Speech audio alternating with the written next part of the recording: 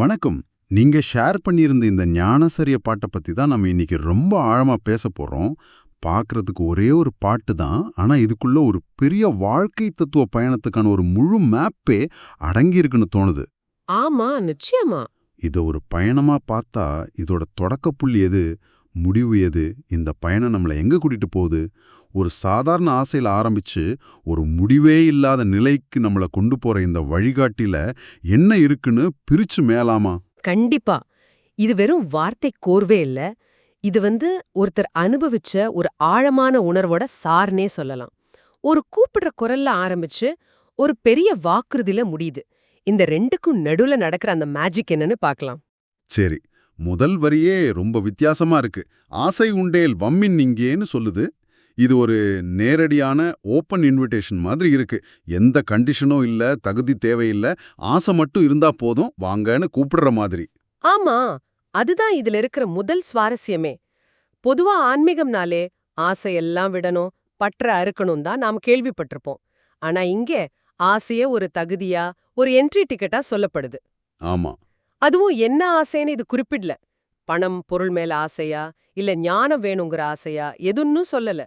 மனசுக்குள்ள ஏதோ ஒரு ஏக்கம், ஒரு தேடல், ஒரு தாகம், அப்படி எதுவும் இருந்தாலும் அவங்களுக்கான அழைப்பு இது. அந்த ஏக்கம் தான் முதல் படி. எனக்கு இங்க ஒரு கேள்வி வருது. ஆசையை விடுன்னு சொல்றதுக்கும், ஆசை இருந்தா வான்னு சொல்றதுக்கும் பெரிய முரண்பாடு இருக்கே. ஆன்மீகத்துல இது ஒரு புரட்சிகரமான சிந்தனை இல்லையா?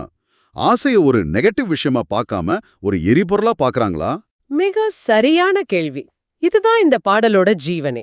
மத்த பாதைகள் உன்கிட்டே இருக்கிற ஆசையால தான் உனக்கு துன்பம், அது முதல்ல ஒழின்னு சொல்லும்.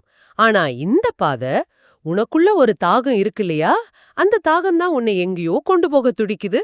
அந்த சக்தியை எதுக்கு வீணாக்கணும்? அத சரியா பயன்படுத்துங்கன்னு சொல்றாங்களா? ஆமா, அத சரியா பயன்படுத்து, வா இங்கன்னு கூப்பிடுது. அது ஒரு ஆற்றல். அத அழிப்பதை விட அத திசை திருப்புவது தான் புத்திசாலித்தனம்னு சொல்லுது. இது ரொம்ப பாசிட்டிவான ஒரு அப்ரோச். வாவ்! அப்போ இந்த அழைப்ப விடுறது யாரு? அடுத்த வரியில அத பத்தி சொல்றாங்க. அருட்சோதி பெருமான் அம்மையுமாய் அப்பனுமாய் அருளும் அருளாளன் அப்படின்னு.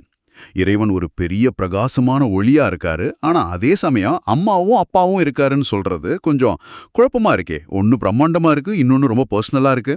அழகு. அருட்சோதி பெருமான் அப்படிங்கிறது இறைவனோட எல்லை இல்லாத, நம்ம கற்பனைக்கெல்லாம் அப்பாற்பட்ட ஒரு பிரபஞ்ச வடிவத்தை காட்டுது. ம். அந்த ஒளிய நம்மால நேரா பார்க்கவோ புரிஞ்சுக்கவோ முடியாது. அது ரொம்ப அப்ஸ்ட்ராக்ட். ஆமா. ஆனா மனுஷனுக்கு புரியிற, அவன் உணர்வுபூர்வமா கனெக்ட் பண்ணிக்க முடியிற உறவு எது? அம்மா, அப்பா. ம். சரி. அதனால அந்த பிரம்மாண்டமான சக்திய நமக்கு ரொம்ப நெருக்கமான உறவுகள் வழியா அறிமுகப்படுத்துறாங்க.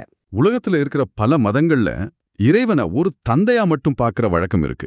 இங்க தாயாவும் தந்தையாவும் பார்க்கறதுல இருக்கிற சிறப்பு என்னன்னு நினைக்கிறீங்க? இது ஒரு முழுமையான பார்வை. தந்தைங்கிற உருவம் பெரும்பாலும் ஒரு கண்டிப்பான, வழிகாட்டுகிற, பாதுகாக்கிற சக்தியா பார்க்கப்படுது. தாய்ங்கிற உருவம் நிபந்தனை இல்லாத அன்பு, கருணை, அரவணைப்புக்கு அடையாளமா பார்க்கப்படுது. ஓஹோ. இந்த ரெண்டு குணங்களும் சேரும்போது தான் ஒரு முழுமையான பாதுகாப்பு உணர்வு கிடைக்குது. தப்பு செஞ்சா கண்டிக்கிற அப்பாவும் இருக்காரு, அதே சமயம் அழுதுட்டா அரவணைச்சிக்க அம்மாவும் இருக்கிறாங்க. இந்த ரெண்டுமே ஒரே சக்தி தான் சொல்லும்போது அந்த இறை சக்தி மேல ஒரு முழுமையான நம்பிக்கை வருது. அதனால தான் கடைசியில அருளும் அருளாளன்னு முடிக்கிறாங்க. அவரோட இயல்பே கருணை காட்டுறது தான் சொல்றாங்க. ஓகே. இப்ப புரியுது. ஒரு பக்கம் எல்லையில்லாத சக்தி, இன்னொரு பக்கம் அளவே இல்லாத கருணை. இந்த ரெண்டும் சேர்ந்த ஒரு சக்தி தான் ஆசை இருந்தா வான்னு கூப்பிடுது. சரி, இந்த அழைப்பை ஏத்துக்கிட்டா என்ன நடக்கும்? அடுத்த வரி ஒருத்தரோட சொந்த அனுபவத்தை சொல்ற மாதிரி இருக்கு இல்லையா? ஆமா ஆமா. ஏசர நீ தெனையாட்கொண்டு எண்ணியவாறு அழித்தான் அப்படின்னு. ஆமா, இது ஒரு டெஸ்டிமனி மாதிரி. எனக்கு இது நடந்துச்சுன்னு ஒருத்தர் சாட்சி சொல்றாரு. இதுல 3 முக்கியமான ஸ்டேஜ் இருக்கு. முதல் ஸ்டேஜ் ஏசர நீத்து. ஏசரார்னா பழி சொல்றது. ஏசர்னா மத்தவங்க நம்மள பழிக்கிற மாதிரி இருந்த எல்லா குறைகளையும் குற்றங்களையும் நீக்கி நம்மள சுத்தப்படுத்துறது. இது ஒரு கிளீனிங் ப்ராசஸ். இது ஒரு சிற்பி தேவையில்லாத கல்லை எல்லாம் செதுக்கி எடுத்துட்டு உள்ள இருக்கிற அழகான சிலையை வெளிக்கொண்டு வர்ற மாதிரி இருக்கே. அருமையான உவமை. அதுதான் நடக்குது. நம்மளோட கர்ம வினைகள், கெட்ட குணங்கள் எல்லாத்தையும் அந்த இறைவன் செதுக்கி எடுக்கிறான். அதுக்கப்புறம் 2வது ஸ்டேஜ், என்னை ஆட்கொண்டு. ஆட்கொண்டு. அதாவது இவன் என்னுடையவன்னு நம்மள தத்தெடுத்துக்கிற மாதிரி. இது ஒரு முழுமையான சரணாகதி. நாம இனி தனியான ஆள் இல்ல. அவரோட சொத்துங்கிற நிலை. ஆமா, அவரோட சொத்துங்கிற நிலை. சரி, குறைகளை நீக்கி தன்னோட ஆளா ஏத்துக்கிட்ட பிறகு மூணாவதா ஒரு விஷயம் நடக்குது. எண்ணியவாறு அளித்தான்.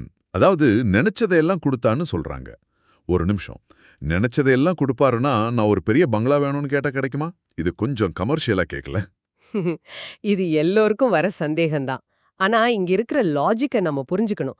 முதல் 2 ஸ்டேஜையும் யோசிச்சு பாருங்க. ம் ஒருத்தரோட குறைகள், குற்றங்கள், அகங்காரம் எல்லாம் நீக்கப்பட்டு அவன் முழுசா இறைவன்கிட்ட சரணடைஞ்ச பிறகு அவனோட எண்ணங்கள் எப்படி இருக்கும்? ஆ அதுவும் சரிதான். அவன் போய் பங்களா கேப்பானா, கார் கேப்பானா? அவனோட எண்ணங்களே தூய்மையா, தெய்வீக தன்மை உள்ளதா மாறிடும். அவனோட தனிப்பட்ட விருப்பங்கள் அழிஞ்சு இறைவனோட விருப்பம் என்னவோ அதுதான் அவனோட விருப்பமா இருக்கும். அப்போ அவன் நினைக்கிறது எல்லாமே நல்ல விஷயமா தான் இருக்கும். அதனால இறைவன் அவன் நினைச்சதை நிறைவேத்துறதுங்கிறது தன்னோட சித்தத்தையே நிறைவேத்துற மாதிரி தான். ஓ, அப்ப நம்மளோட ஆசைகளோட தரத்தையே மாத்திடுறாரு. அதுக்கப்புறம் அந்த ஆசைகளை நிறைவேத்துறாரு. இது ரொம்ப ஆழமான ஒரு சைக்காலஜி. ஆனா இதோட நிக்கலையே. அடுத்த வரி இன்னொரு படி மேல போகுது. எல்லாஞ்சை வல்ல சித்தன் என் உயிரில் கலந்தான் அப்படின்னு. இது வெறும் ஆசைகளை நிறைவேற்றுறதை விட பெரிய விஷயமாச்சே. இதுதான் இந்த பயணத்தோட உச்சக்கட்ட புள்ளி. இறைவன் எங்கேயோ வெளியிலிருந்து நமக்கு உதவி பண்ணல. அவர் எனக்குள்ளேயே, என் உயிர்க்குள்ளேயே வந்து கலந்துட்டார்னு சொல்ற நிலை இது. அத்வைதம்னு சொல்றோமே, நானும் பிரம்மமும் ஒன்றுங்கிற அந்த உணர்வு நிலை இது. வல்ல சித்தன். ஆமா, இங்க வல்ல சித்தன்கிற வார்த்தை ரொம்ப முக்கியம். சித்தன்னா அஷ்டம சித்தி மாதிரி பல அமானுஷ்ய சக்திகளை பெற்றவர். வல்ல சித்தன்னா இந்த உலகத்துல எதை வேணும்னாலும் செய்யக்கூடிய சக்தி படைச்சவர். அப்படிப்பட்ட ஒரு அளவற்ற சக்தி இப்ப எனக்கு வெளியில இல்ல, எனக்குள்ளேயே என் உயிரோட ஒன்னா கலந்துடுச்சுன்னு உணர்றதுதான் உண்மையான ஞானம். ஒரு சாதாரண மனுஷன் எல்லாம் செய்யக்கூடிய கடவுளே என் உயிருக்குள்ள வந்துட்டாருன்னு உணர்றது நினைச்சு பார்க்கவே பிரமிப்பா இருக்கு. இது ஒரு பெரிய மனமாற்றம். இந்த மாபெரும் நிகழ்வு, இந்த இணைப்பு எப்போ நடக்குது? அதுக்குன்னு ஒரு குறிப்பிட்ட நாள் இருக்கா? அடுத்த வரி அதை பத்தி பேசுது. தேசுடைய பொதுவில் அருள் சித்தி நடம் புரிய திருவுளங்கொண் தெழுந்தருளும் திருநாளிங் இதுவே. இத ஒரு பண்டிகை நாள் மாதிரி சொல்றாங்களே. ஆமா, இத ஒரு கொண்டாட்டமா பாக்குறாங்க. இங்க பொதுங்கிற வார்த்தைக்கு பல அர்த்தம் இருக்கு. சிதம்பரத்துல இருக்கிற சிற்று சபை மாதிரி ஒரு குறிப்பிட்ட இடத்தை அது குறிக்கலாம். இல்லைனா எந்த பாகுபாடும் இல்லாத ஒரு பிரபஞ்ச உணர்வு நிலை, ஒரு காஸ்மிக் ஸ்பேஸையும் குறிக்கலாம். அந்த பொதுவான இடத்துல தேசுடைய, அதாவது ஒளி பொருந்திய இறைவன் தன்னோட சித்தி நடனம் புரியறான். சித்தி நடனம்னா என்ன? பரதநாட்டியம் மாதிரி ஒரு டான்ஸா? பரதநாட்டியம் மாதிரி இல்லான். ஆனா அதுவும் ஒரு வகை நடனம்தான். இது இறைவனோட படைப்பு, காத்தல், அழித்தல்னு அவரோட எல்லா ஆற்றல்களையும் சித்துக்களையும் வெளிப்படுத்துற ஒரு அசைவு, ஒரு காஸ்மிக் டான்ஸ். அந்த நடனத்தை ஆட அவரே விரும்பி வர்ற ஒரு புனிதமான நாள் தான் இதுன்னு சொல்றாங்க. அதுதான் திருநாள். அப்போ இது தைப்பூசம் மாதிரி வருஷத்துக்கு ஒரு தடவை வர்றதுனாலா? இல்ல இது ஒவ்வொருத்தர் மனசுலயும் நடக்கிற ஒரு தனிப்பட்ட அனுபவமா? ரெண்டுமாவும் இருக்கலாம். தைப்பூசம் மாதிரி ஒரு குறிப்பிட்ட நாள்ல பிரபஞ்ச ஆற்றல் ரொம்ப அதிகமா இருக்கும். அப்போ இந்த அனுபவம் கிடைக்க வாய்ப்பு அதிகம்னு ஒரு நம்பிக்கை இருக்கு. சரி. அதே சமயம் ஒருத்தர் தன்னோட ஆன்மீக பயிற்சியில ஒரு குறிப்பிட்ட நிலையை அடையும் போது அவரோட உள்ளத்திலேயே இறைவன் இந்த சித்தி நடனத்தை புரியும். அந்த நாள் அவரோட தனிப்பட்ட திருநாள். அப்போ புற உலகத்துல நடக்கிற ஒரு நிகழ்வும் அக உலகத்துல நடக்கிற ஒரு அனுபவமும் ஒன்னா சேர்ற புள்ளி இது. திடீர்னு பாட்டோட டோன் மாறுது. உலக மக்களை பார்த்து ஒரு வேண்டுகோள் வைக்கிற மாதிரி, மோசுரை என நினைத்து மயங்காதீர் உலகீர் அப்படின்னு சொல்றாங்க. அதாவது நான் சொல்றதெல்லாம் வெறும் ஏமாத்து பேச்சு, பொய்ன்னு நினைச்சு ஏமாந்துராதீங்க மக்களேன்னு கெஞ்சற மாதிரி இருக்கு. ஏன் இந்த திடீர் எச்சரிக்கை? இது ரொம்ப முக்கியமான ஒரு உளவியல் பார்வை. அந்த பாடலை எழுதினவர் தான் அடைஞ்ச அனுபவம் எந்த அளவுக்கு நம்ப முடியாத அளவுக்கு அற்புதமானதுன்னு உணர்ந்திருக்கார். சாதாரண மனுஷனோட தர்க்க அறிவுக்கு இது அப்பாற்பட்டது. குறையெல்லாம் போயிடும், நினைச்சதெல்லாம் கிடைக்கும், கடைசியில கடவுளே உயிருக்குள்ள வந்துருவார்னு சொன்னா இன்னைக்கு நாம கேட்டா எப்படி இருக்கும்? உண்மைதான். இவருக்கு என்னமோ ஆய்ந்துச்சுன்னு தானே நினைப்போம். உண்மைதான். ஒருத்தர் கடவுள் என் உயிருக்குள்ள கலந்துட்டாருன்னு சொன்னா நம்ம முதல் ரியாக்ஷன் என்ன சொல்றீங்க, சந்தேகப்படுறதா தான் இருக்கும். அந்த காலத்துலயும் இந்த மனநிலை இருந்திருக்கு போல. நிச்சயமா. அதனாலதான் தன் அனுபவத்தோட உண்மையை நிலைநாட்ட தயவு செஞ்சு இத நம்புங்க, இது பொய் இல்லைன்னு உலகத்துக்கிட்ட அவர் வேண்டுகோள் வைக்கிறாரு. இதுல 2 விஷயம் தெரியுது. ஒன்னு, அவரோட அனுபவத்தின் மேல அவருக்கு இருந்த அசைக்க முடியாத நம்பிக்கை. 2வது, நான் பெற்ற இன்பம் பெருக இவ்வையகம்ங்கிற மாதிரி மத்தவங்களும் அந்த நிலையை அடையணுங்கிற அளவற்ற கருணை. ம். தன் அனுபவத்தை நம்பாதவங்களையும் அரவணைச்சு, ப்ளீஸ் இது தப்பா நினைச்சிடாதீங்கன்னு சொல்ற ஒரு தொனி இதுல இருக்கு. சரி, இந்த அழைப்பை ஏத்து இந்த எல்லா ஸ்டேஜையும் கடந்து இந்த அனுபவத்தை பெத்துட்டா ஃபைனல் ரிசல்ட் என்ன? இந்த முழு பயணத்தோட இலக்கு எது? கடைசி வரியில பட்டும் படாம ஆனா ரொம்ப அழுத்தமா சொல்றாங்க, முக்காலத்தினும் அழியா மூர்த்தம் அடைந்திடவே. இதுதான் இந்த பாட்டோட அல்டிமேட் ப்ராமிஸ். இந்த பயணம் உங்களை எங்க கொண்டு போய் சேர்க்குங்கிறதுக்கான பதில் இது. முக்காலம்னா இறந்த காலம், நிகழ்காலம், எதிர்காலம். இந்த 3 காலத்தாலையும் பாதிக்கப்படாத, அழிக்க முடியாத ஒரு மூர்த்தம், அதாவது ஒரு வடிவம், ஒரு நிலையை அடைவதற்காக தான் இந்த முழு ப்ராசஸுமேன்னு சொல்றாங்க. சிம்பிளா சொன்னா மரணம் இல்லா பெருவாழ்வு. சொர்க்கத்துக்கு போறதுக்கும் இந்த அழியா நிலைக்கும் என்ன வித்தியாசம்? ரெண்டும் கிட்டத்தட்ட ஒண்ணு மாதிரி தானே கேக்குது. இல்ல, பெரிய வித்தியாசம் இருக்கு. பல தத்துவங்கள் படி சொர்க்கம்ங்கிறது கூட ஒரு கால எல்லைக்குட்பட்டது தான். புண்ணியம் செஞ்சா சொர்க்கத்துக்கு போலாம். ஆனா அந்த புண்ணியம் தீர்ந்ததும் தீர்ந்ததும் திரும்பவும் பிறவி எடுக்கணும். அது ஒரு டெம்பரரி ஹோட்டல் மாதிரி.